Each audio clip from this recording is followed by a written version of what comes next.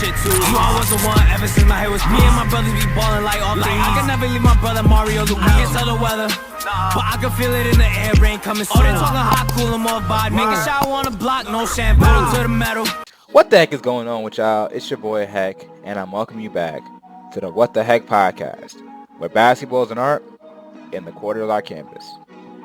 In this episode, we are going over Kevin Durant dropping 43 points, 5 rebounds, and 6 assists against the Detroit Pistons. Kevin Durant, as we know, is a lethal scorer. He can score on all 3 levels. He's really one of the first unicorns to play in the league. Believe it or not, when he first was in the league, he was actually a shooting guard. A 6'9" shooting guard. That is terrifying. I'm not going to hold you.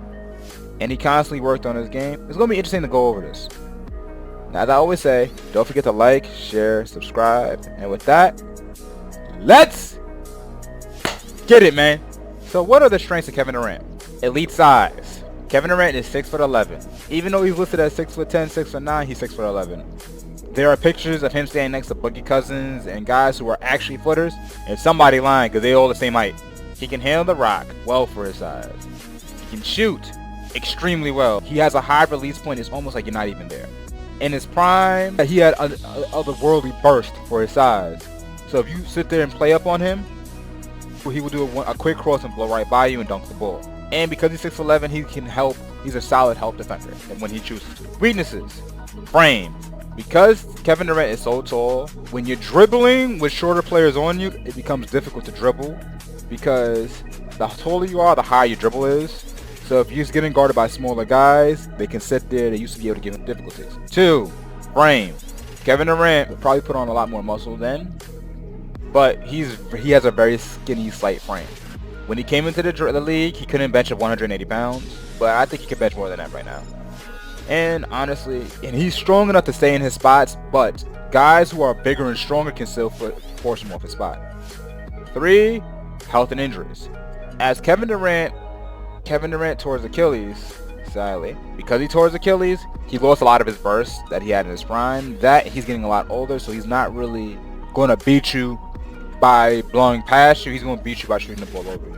We already know how he's going to get his bucket. He's going to work the mid-range, he's going to work the 3, and he's going to use his gravity to get him all the way to the rim. So let's see how Kevin Durant plays in this game. First, Kevin Durant gets the ball. Cade overplays him. He pump fakes, he rips through. He bumps. He rises up, he gets on balance. Overdose. He don't see you. Good shot. Eric Gordon hits Kevin Durant. He jabs like he's going to use the screen. He goes back. He rejects the screen. Takes 2 dribbles, gets into a spot. Pump fake. He keeps his hands up. Problem is, ball got to a set point. There's nothing he can do about that. Switch. Kevin, this shows you how Kevin Durant been in the weight room. Rips through, attacks, 2 dribbles, bumps. He was not expecting that. Gets on balance, rises up. Kevin Durant shows him the hand. He passes the ball right in the spot. So because Kevin Durant is way taller than this guy, we already know he's going to shoot it. So what he's going to do is he's going to square up and rise up quickly. Now, I don't know. The ref calls this as a foul. I don't know what he's calling the foul on the elbow. He's calling a foul on him not getting his hand off him enough time, or he's calling a foul on the landing space. But he calls this foul. And 1! Pick and roll. Gets to the mid-range. Rises up. He don't even see him. Good shot. Boom! Please, if you ever want to sit there and get an open shot for yourself, focus on going through screens and setting screens for your teammates. Here's the reason why. Since he sets a back screen for his man right here, Cade has to take a step over to make sure that he doesn't get a backdoor layup. And because Bradley Beal's looking at this, it's an easy read. So as Cade steps over to contain this action, Kevin Durant is now going to get the sliver of daylight he needs to get the ball. Problem with Kevin Durant, if he gets any space to shoot the ball, it's going up and there's nothing you can do about it. Swish. This is like 4 or 5 pick and roll, or a big on big pick and roll. Translation, this is a nightmare for the defense because they got to figure out how to guard this properly. So Nurkic makes contact. 0 is containing. Kevin Durant is patient. He lets Nurkic go through, and he's gonna snake back right to this spot and shoot a mid-range jump shot. On balance, rises up. Boom! Pick and roll. Nurkic makes good contact on the screen. Kevin Durant goes downhill. He's patient. Now my question is, Kevin Durant he's never been really a good passer. Being attached to Brad Beal is important, but my question is, why don't you just stay right here and cut this off? Sure enough, he leaves. Euro steps. Good floater. Bradley Beal comes off his pin down, and he's gonna curl straight to the rim. Cade has to help because this is his rotation, and that leaves Kevin Durant wide open. When he realizes Cade is helping, he needs to slide down and take Kevin Durant.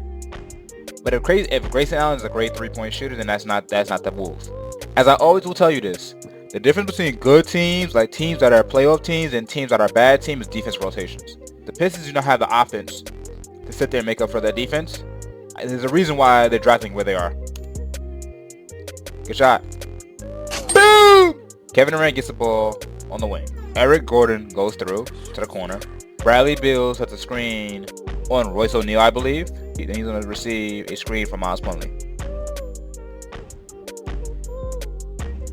Because of this, he has to commit. This is a great screen from Miles Plumlee.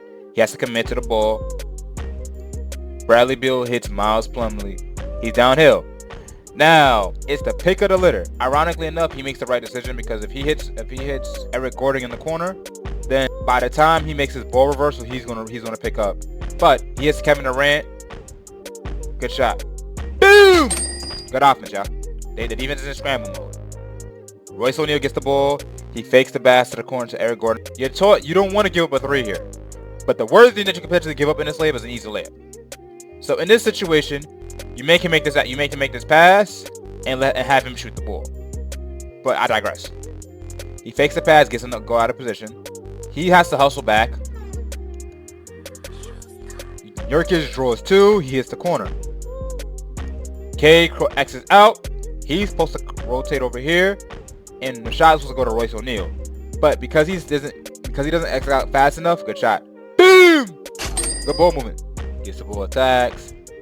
Gets into a spot. Shoots 1 foot over him. Good shot.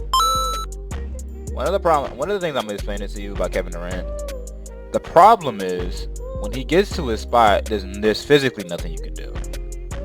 You can't really put anybody shorter on him. The way to guard him previously was putting a stouter defender on him because he didn't really have a post game to the point where he could just sit there and catch the ball and rise up and shoot it. Now you got to put somebody who matches length. He don't got the quickness, so it's like he's a walking mismatch. Good shot.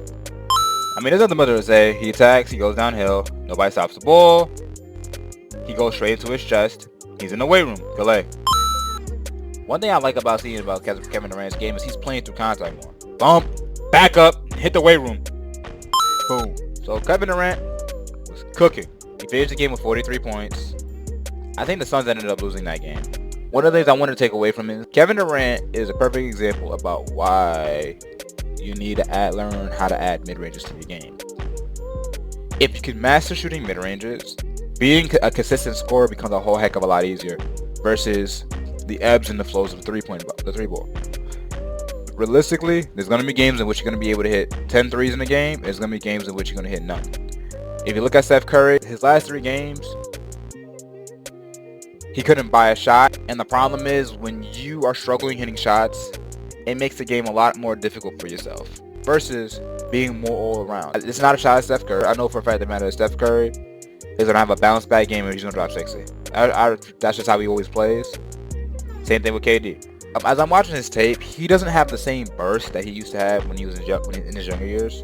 That's due to reasons. He tore his Achilles. We already know that. The other thing is like he's been getting hurt more and more. So I think we got to start appreciating KD now because I already know for a fact that he probably got like 3 more seasons left. Sorry to sound grim. And sorry to put a clock on KD, but I don't really see him playing late in his 40s or being Kevin Durant late into his 40s. But hey, let me know how y'all feel about that in the comment section below. But with that, thank y'all for tuning into the What the Heck podcast. Like, share, subscribe. I love y'all. I appreciate y'all. Y'all know the drill. We turn down.